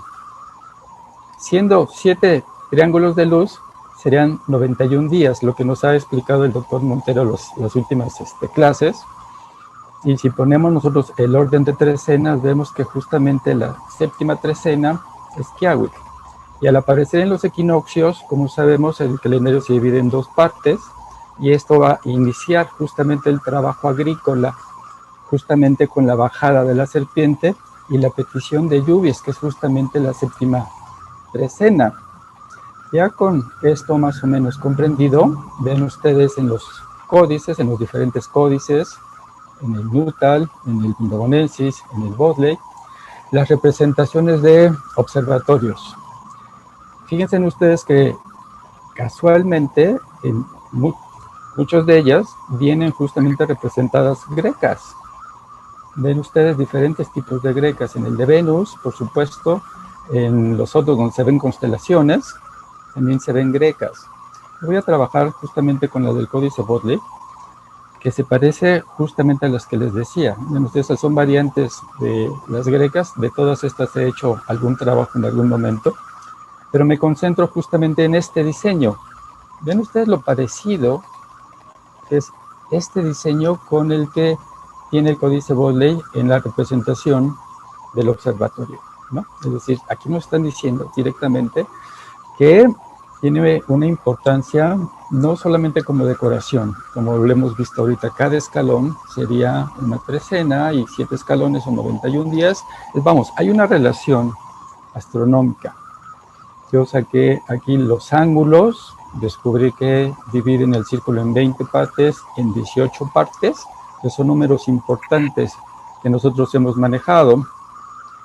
Y le he llamado Xitlal-Xonecuili porque no es un nombre que yo le haya puesto. Este es un nombre que se le da a una constelación importante porque tiene esta forma de Xonecuili. Y vean ustedes, se puede dividir en 2 partes. una hacia arriba y una hacia abajo. Como en esta cosmovisión siempre se ven reflejados los opuestos, entonces ya el mismo diseño nos habla de oposiciones. Les comentaba antes de que sigo los trabajos del maestro Galindo Trejo, porque él hace un estudio en el patio A de Mitla. Del lado izquierdo tienen ustedes la fotografía en el conjunto de la iglesia. Vemos la iglesia, el patio B, el patio A. Aquí del lado derecho tenemos el dibujo. Ven ustedes, está la iglesia, que sería el patio C, el patio B, y en el patio A, que es donde el doctor Galindo hizo un análisis, él encuentra todas estas fechas importantes que se pueden apreciar desde este patio. Ven ustedes movimientos de Venus, ¿no? En azul, en rojo otra vez las salidas y las puestas de Venus, pero a donde yo los voy a dirigir es justamente al estudio que él hace, que esta es la dirección norte. Este es el cabezal dirigido hacia el norte, y del lado poniente, él dice que en la puerta poniente aparece el 29 de abril, se pone el sol el 29 de abril, 52 días después, y el 53 días es el solsticio de verano el 21 de junio, regresa 52 días después para el 13 de agosto, y a partir de esta fecha son 260 días para regresar nuevamente y completar los 365 días. Es decir, el estudio y el análisis del doctor Galindo se queda en esta parte. Yo, visitando el patio y siguiendo los estudios de las grecas, y con esta base que ya les expliqué, esta es la puerta por donde se pone el sol. Ven ustedes el diseño de las grecas, justamente, ¿no? El que les mostraba que tiene mucha relación con el códice y con el observatorio. Este es el lado poniente, donde se pone el sol estas fechas importantes. Dice el doctor que el 29 de abril se pone el sol, después vienen 52 días y 53 con el solsticio del 21 de junio, regresa 52 días para volver a ponerse el 13 de agosto. Obviamente después son 130 días al solsticio de invierno y 130 de regreso otra vez el 29 de abril. Bueno, aquí les muestro justamente la cara norte del patio. Esta es la poniente, esta es la norte. Y en la norte ven ustedes los 3 paneles de grecas que hay en este patio. Repiten la Xonecuili, escamada o con escalones, la normal, simple, y después la escalonada. Acercándonos, ven ustedes, hacia el norte, que es hacia donde se encuentran los paneles con esta greca, son 52 días del 29 de abril al solsticio de verano, es decir, son 4 trecenas. Y como habíamos dicho que cada escalón es una trecena, son 52 días al solsticio, 52 de regreso. Ven ustedes, aquí tenemos ida y regreso justamente con las espirales. 4 trecenas al solsticio, 4 trecenas de regreso del solsticio, 29 de abril la primera vez, 13 de agosto cuando regresa, y con el día del solsticio son los 105 días en que se está moviendo el sol por esta puerta. Así es que, como estamos hablando de trecenas, en esta sola greca son 104 días. Si le aumentamos 5 juegos más, tenemos los 260 días que faltan. Aquí tenemos un año completo, 8 trecenas aquí y 20 trecenas acá. Acá hay un Tonalpohualli, acá hay 8 trecenas, 28 trecenas en total, siguiendo este diseño, tomando en cuenta que cada escalón son 13 días. Me regreso a los paneles principales de la cara norte, y ven ustedes que si yo completara este panel, de hecho lo completo con el mismo número de grecas que se encuentran del lado poniente, aquí me salen 35 grecas. Si multiplican 35 por 3, son 105 días. Justamente los que faltan para ir al solsticio y regresar. Y en la parte inferior tenemos 28 grecas, 28 trecenas. Es decir, los números calendáricos y los números que van a los fenómenos del equinoccio y del solsticio están marcados en grecas. El estudio importante lo hizo el doctor Galindo Trejo. Yo únicamente lo que hice fue revisar la gráfica, y la gráfica me da los números que ha comentado el doctor Galindo Trejo. Así es que cuando uno regresa a Mitla y ve las grecas y vemos las representaciones de los templos de la muerte en los códices, ven ustedes que siempre aparecen estrellas. Es decir, que pudieran ser estos lugares dedicados a la muerte, dedicados a la noche y a los estudios de las estrellas y por supuesto solares. Podrían ser verdaderos observatorios, porque el Mictlán entonces ya sería un estudio de los fenómenos nocturnos y de los sistemas siderales. Finalmente, la forma de Xonecuili la comenta aquí Fray Bernardino de Sahagún. Él dice: a las estrellas que están en la boca de la bocina, o sea, la osa menor, llamaban a esta gente Citlalxonecuili. Pintaban la manera de una S revuelta, 7 estrellas, revueltas 7 estrellas, dicen que están por sí apartadas de las otras y que son resplandecientes. ¿Ven ustedes lo parecido que tiene esto? Justamente con el diseño que estábamos viendo. Y en un estudio de Gabriel Kentish Krell, cita las principales constelaciones del México prehispánico. Ven ustedes, aquí tenemos Escorpio, ¿no? Aquí tenemos el Xonecuili en verano, y ven ustedes que la posición es vertical. En el solsticio de verano, que es justamente hacia donde se dirige en el patio, es vertical. La posición opuesta se encuentra en el solsticio de invierno.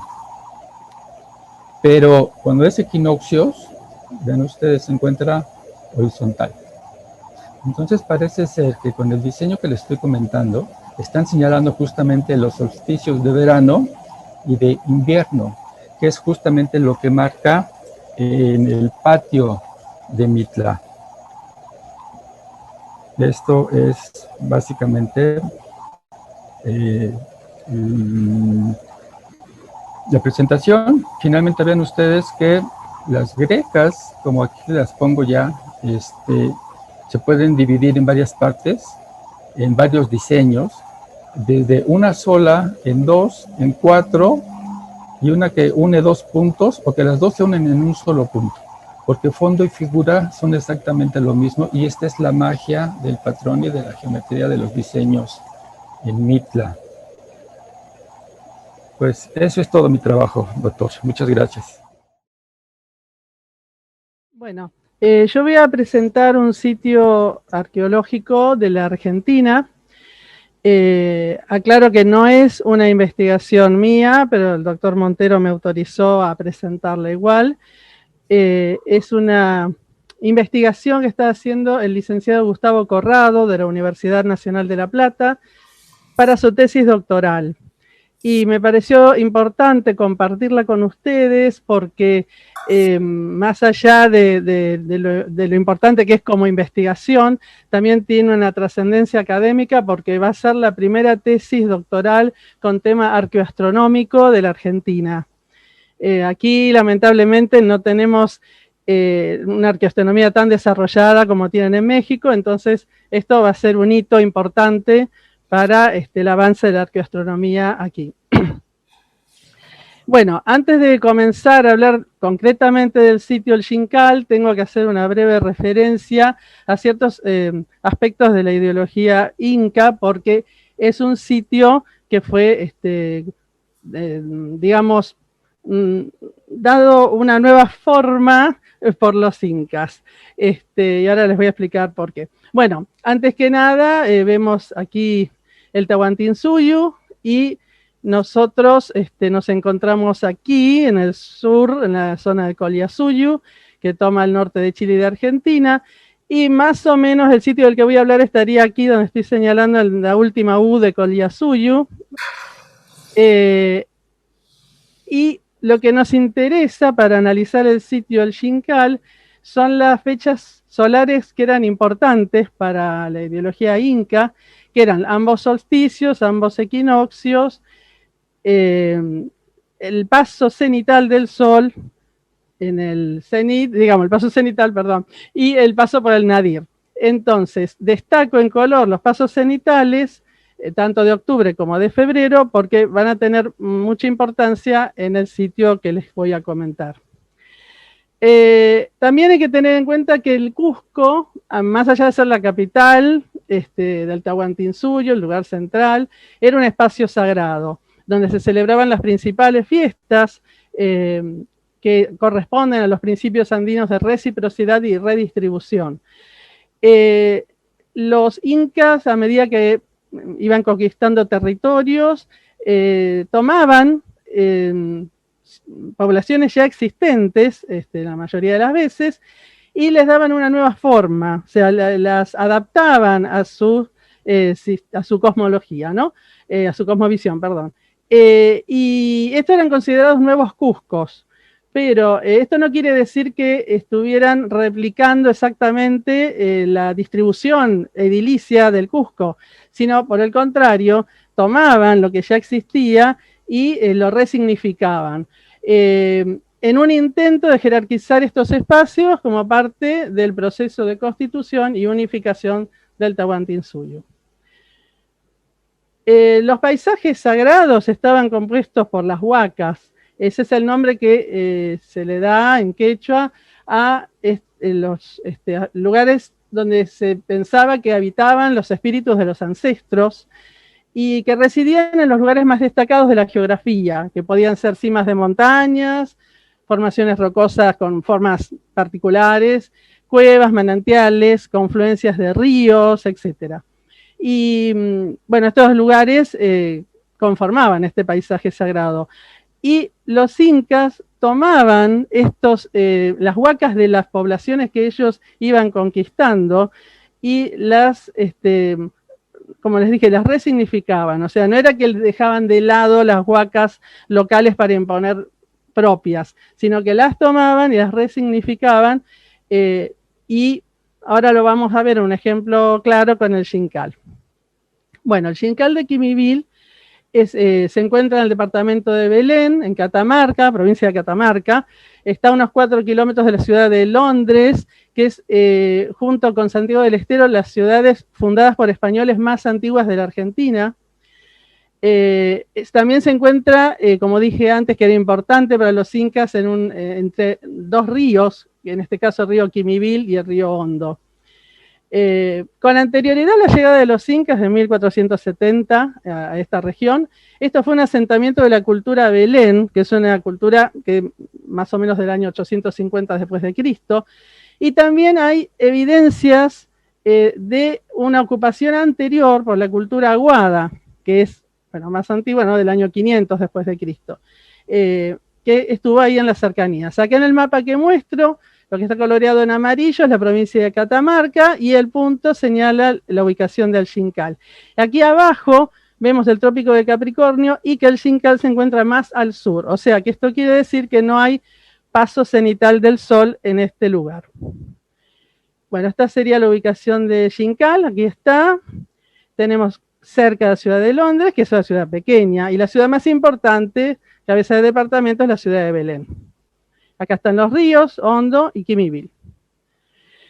Entrando al sitio de Google Earth, se puede ver acá marcado el Xincal. Acá están las coordenadas geográficas. Y toman en cuenta estos dos cerros que se encuentran casi equidistantes de la ciudad del Xincal. Debo aclarar que hay otros dos cerros, uno al norte y otro al sur. Pero, digamos, los más importantes, que serían considerados huacas, son estos dos que Corrado les da el nombre de Cerro Aterrazado Occidental, que es este, y el Cerro Aterrazado Oriental. Bien, esto es una visión, más o menos acá encontramos las distintas construcciones incas, y aquí se ve el Cerro Aterrazado Oriental, y está tomado evidentemente desde el Cerro Aterrazado Occidental, esta foto. Bueno, la planta, y esto es interesante. Acá tenemos la plaza y el Ushnu, que es la plataforma ceremonial. Ahora, fíjense que el Uxnu está rotado 5 grados respecto a lo que es la plaza, que la plaza está orientada según los puntos cardinales. Pero ¿por qué este Uxnu está rotado? Si lo prolongamos, sus paredes llegan hasta las huacas que se encuentran en la cima de ambos cerros, del oriental y del occidental. Por eso es que ha sido construido de esta manera. Bueno, el Xincal fue una capital provincial del Tahuantinsuyo y ahora con estos estudios arqueoastronómicos que se han hecho, se ha corroborado. Y vamos a ver ahora por qué.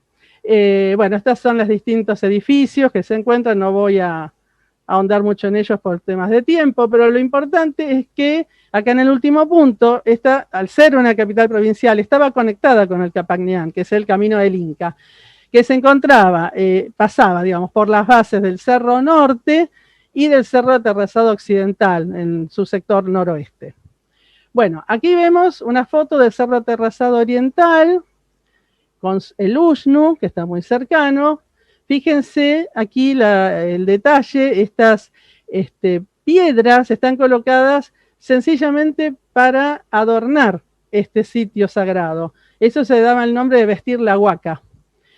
Y el Uxnu, acá hay otro detalle de su tamaño. Vemos que es una plataforma cuadrada de 16 metros de lado. Y como le decía, está su pared orientada hacia ambos cerros. Aquí con un azimut de 84 grados con 50 minutos y hacia el oeste con un azimut de 265 grados y 10 minutos. Cada uno de estos cerros está a unos 50 metros de esta plaza central y miden alrededor de 25 metros de altura sobre el nivel de la plaza. Y además fueron aplanados artificialmente. Vemos el tema de la alineación del Uxnu. ¿Con qué está alineado? Bueno, con el equinoccio, pero no con el equinoccio astronómico. Fíjense, este círculo muestra dónde sale el sol el día del equinoccio astronómico. Está orientado a la salida del sol el día del equinoccio medio temporal. Acá vemos la pared que estoy señalando con el cursor y ahí la salida del sol. Bueno, acá se ven los dos cerros aterrazados, el oriental y el occidental. Fíjense que el occidental también es una huaca vestida, porque le han hecho toda una pared que tiene una forma zigzagueante. Y es importante las alineaciones de piedra que se encuentran en el cerro aterrazado occidental, porque son dos hileras de piedra en el sector sureste de la cima del cerro, y ambas están alineadas con la salida del sol en dos momentos muy importantes para el calendario inca. Uno es el solsticio de junio, que es cuando se hace la fiesta del Inti Raymi, el inicio del año incaico, y la otra hilera de piedras está alineada hacia el paso cenital del sol en el Cusco. Recuerden que les dije que el Xincal está por debajo del trópico de Capricornio. Entonces, para el Xincal, las fechas del 12 a 13 de febrero y del 29 al 30 de octubre no son significativas, pero sí lo son para Cusco, porque en esas fechas se produce el paso cenital. Por eso esto está mostrando el estrecho vínculo que existía entre esta capital provincial, o sea, evidentemente era una capital provincial porque se celebraban las fiestas al mismo tiempo que en el Cusco y además existía esta forma de calibrar, digamos, el tiempo en ambos lugares al unísono, ¿no? Acá vemos las dos alineaciones. Esta es la señalada con la letra A, es la alineación del solsticio de junio. Y la señalada con la letra B es la alineación al paso cenital del sol en Cusco. Fíjense en esta foto aérea, se nota mejor esta pared que viste la huaca en forma zigzagueante y el aplanado artificial que ha tenido con estas hileras de piedra que le han hecho, entre otras huacas. Hay otros rasgos importantes, pero yo no, por una cuestión de tiempo, me he centrado solo en esto que es lo más importante. Y aquí les muestro la alineación bien del amanecer al 13 de febrero, que se nota claramente que está alineado y que era un marcador del paso cenital del sol en Cusco. Pero aquí en la Argentina. Esta es la bibliografía con la que preparé esta pequeña charla. Y por último, y para mí lo más importante, mis agradecimientos al doctor Arturo Montero, a su hija Julia, a Aarón González, por el maravilloso trabajo que han realizado y aceptarme, ¿no? Por haberme aceptado en este espacio de aprendizaje, que para mí fue muy importante. Y también les agradezco a todos los participantes del seminario por haberme recibido con tanta calidez y respeto. Un abrazo grande y les dejo mi correo electrónico por si quieren preguntarme algo más sobre el sitio o por cualquier cosa que ustedes piensen que yo les puedo ser de utilidad. Muchas gracias.